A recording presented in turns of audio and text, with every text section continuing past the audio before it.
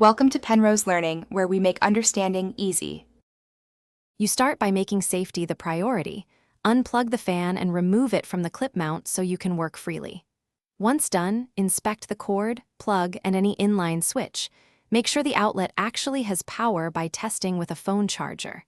Use a multimeter on continuity if you have one. Then prepare your tools: screwdriver, cotton swab, and compressed air. Make sure hair and dust aren't binding the blades before you open anything. This saves time and prevents damage. You now open the housing carefully.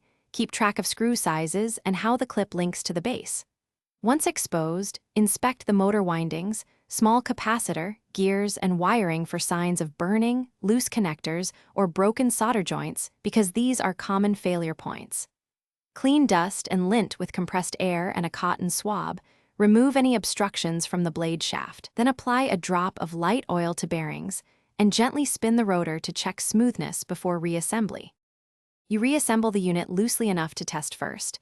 Plug in and verify voltage at the motor with a multimeter. If power is present but the fan won't spin, replace the small capacitor or test with a known good motor. Components that hum but don't turn usually point to the motor or start capacitor. If the fault is intermittent, make sure the clip switch and contact points are clean and tight.